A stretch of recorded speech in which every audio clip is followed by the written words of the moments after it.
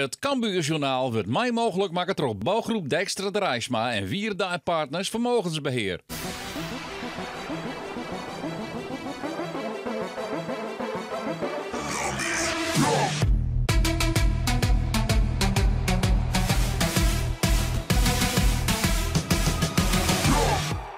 Welkom bij een nieuw Cambuurjournaal.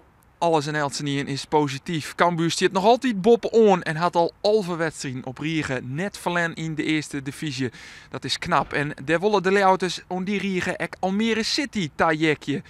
Dat met de ploeg worden die verslaan wordt in het Cambuurstadion. Daarmee met de overwinning tegen Roda JC, de historische overwinning tegen Roda JC, een vervolg krijgen. Als die daar winst, dat in de nooit gebeurd is, Cambuur, een lastige wedstrijd, dan mag nou snel een resultaat hebben. Dat is eigenlijk aan uzelf verplicht. Ik vind dat uitwedstrijden, en dan zeker ik vind Roda een vervelende ploeg en het is altijd nog een grote ploeg. En als hij winst, nou, dan is het eigenlijk bonuspunten, vind ik. Hè. De winnen net zo volle. Zeker nou ze wat beter, want ze worden beter. Hè. Dat zei ik duidelijk. Nou, dan staat een 3 punten, je bent eigenlijk bonus en dan mag het net voor het gooien thuiswedstrijd. Thuis mag het proberen alles te winnen. Henk de Jong had net een soort twijfels over zijn basisopstelling. De Soe nog één wijze kennen en dat is op de rechtsboetenpositie. Daar staat Giacinio Antonia. Hij stier verleden weekend in Roda JC in de basis en dus mogelijk in Almere City weg. Alleen had hij nog wel wat last van het ankel. Daarvoor had er ook een MRI-scan gehad.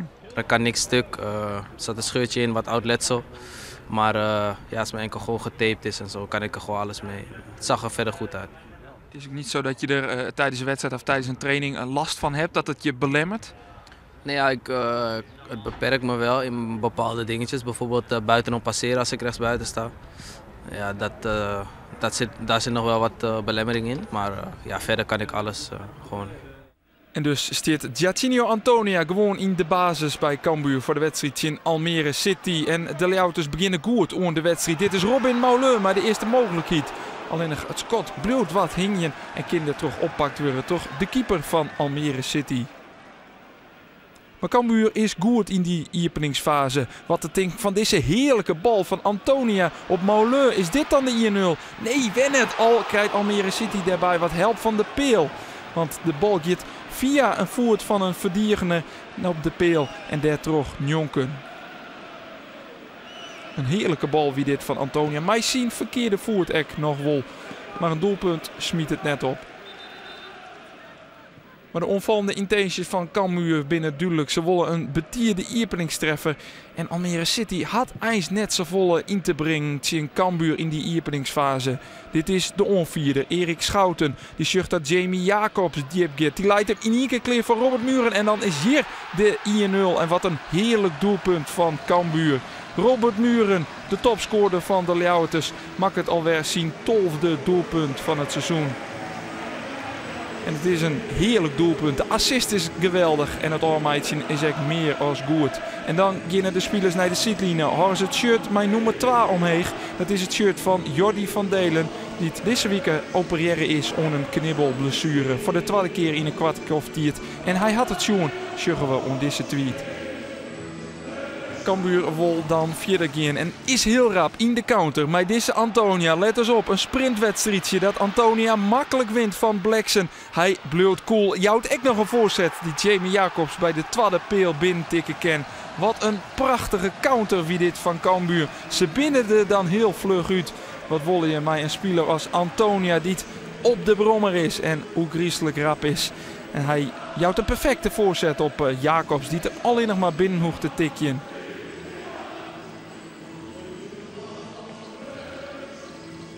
En wat een oermacht had Antonia in deze sprint. Hij zou net meer staan op een WK atletiek. Al is deze paas ik heel goed. En Kin Jacobs zijn 8e doelpunt van het seizoen meidje. Almere City had onder die tijd nog geen 1 schot op goal gehad. Cambuur had de zaakjes verdieren goed op waarde. En jouwt net een soort voort. De eerste mogelijkheid van de Almeerders die komt op slag van Rest. Hier zijn 9 minuten voor het skoft. Als de bal aan de rechterkant leidt. De actie komt de bal bij Harrison, de spits. Die hem dan veromjouwt en daarna weer verom krijgt. En wat rond had voor het schot. Maar dat schot kind pakt weer terug Sonny Stevens. Rucht op maar hij had hem goed. Stevens op het schot van Disse Harrison. En ook in de tweede helft is Cambuur heel vlug in de omschakeling. Hier met Mauleux, die het Isaac Calon de Jipte instuurt. En die is vanzelfs echt wettervlug. Zie het Simon op, zie het romte om het Scott. Hij woffert zelfs weer eens even een doelpuntmeidje. Misschien dat je het je kent, maar zie Scott. Pakt weer toch de keeper van Almere City, Joshua Smits. Een mooie onval en een mooie actie van Isaac Calon die hem net de 3-0 brengt. Dan is het op en nij Mauleux die het on de basis staat van een onval. Aan de rechterkant komt de bal bij invaller Orad Mangoen. Die helpt uit en daar staat Van Sels. Zoek haast ze op het goede plak. Jamie Jacobs. En hij maakt het er 3-0 van na een oren spelen. Daarmee is de wedstrijd wel spelen. Het is toch een kwaliteit van die middenvelder van Cambuur. Altijd op het goede plak staan. Almere City dan, maar Juri Loen hier die het uithelt. Zie je nog een lastig stuitje in dat schot. Maar Sonny Stevens, nee, die wordt er net benauwd van. En houdt zijn goal skin. Maar dat slaagt hem hier net op de inzet van Cheyenne Harrison. Is die bal oer de line? Ja, zei skiertzuchter Ingmar Oostrom. En dus is het 3-1. Krijgt Cambuur dochs een chin-treffer van Disse Harrison. Die de bal oer de line ticket. Het wie heel dreig te zien, maar de assistent skiertzuchter die wie er wist van. Die stutst de vlagen de loft in. Het bleut dreig in te schatten. Ek in de behelling is het lastig te zien of Sambisa de bal voor of achter de line voortwerkt. Maar hij telt en dus is het 3-1. Het kan nou mooier worden voor Cambuur, want Isaac Calon krijgt deze 100% kans. Alleen nog zien inzet. Keert net het 4 genoeg de hoeken in en kan Jonken tikt weer toch de keeper van Almere City. Budget dat het bij 3-1 bleut en dat Cambuur dus op en nij 3 punten bijschreeuwen kan. De goed 9200 taskorgers in het Cambuurstadion hebben een mooie wedstrijd zien. En ja, het winnen echt meer dan 9200. Het stadion wie haast uitverkocht. Er komen steeds meer. Ik merkte de swing in het stadion. Het moest even loskomen. Maar ik een protte jonge band komen. Dat is ik mooi, want die moet later ik wel komen. Maar ik vind het zo mooi voor de meesten. De club is gewoon geweldig. Dat ze leeft. Dat doet me heel vol. Moet je zo langzamerhand misschien de doelen gaan bijstellen? Dat hebben we stiekem volgens mij intern al gedaan, toch? Onder de jongens. Ja, nou, laat ik zo zeggen. Kijk, als je zoveel wedstrijden hebt gespeeld nu al en je merkt dat je wel het overgrote deel van de wedstrijd gewoon een betere ploeg bent. En gewoon voetballend beter bent over het algemeen dan de tegenstander. Dan kan je op een gegeven moment die doelen wel bij gaan stellen. Maar we doen rustig aan, kijken het wedstrijd voor wedstrijd aan. En dan zien we in de winterstop waar we staan en dan gaan we vanuit daar gaan we verder kijken. Nee, maar we staan al zoveel weken bovenaan. Dus op een gegeven moment dan ga je wel kijken van het kan gebeuren. We kunnen het. En voor de rest moet je het allemaal niet zo moeilijker maken dan dat is. Want het is niet zo dat we met z'n allen boven zitten van we gaan nou even de doelstelling even veranderen. Dus volgende vraag.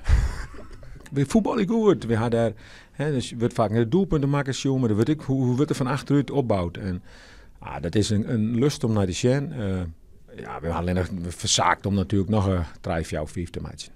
Maar ja, Robert, en dan maakt Jamie de 2 en dan komt hij dichter bij jou. Hè? Is dat nog een dingetje, die topscorerstrijd?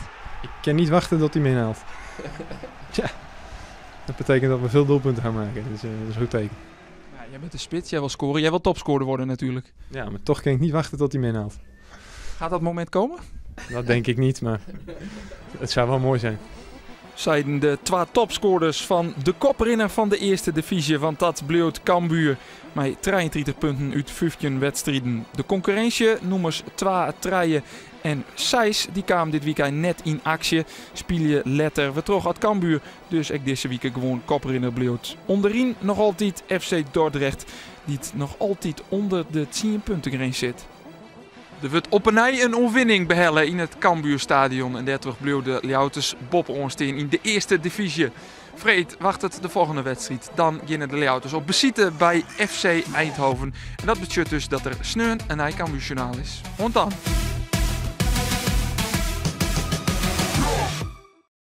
Het Cambuurjournaal waard mij mogelijk maken door bouwgroep Dijkstra de Rijsma en Wierda en Partners Vermogensbeheer.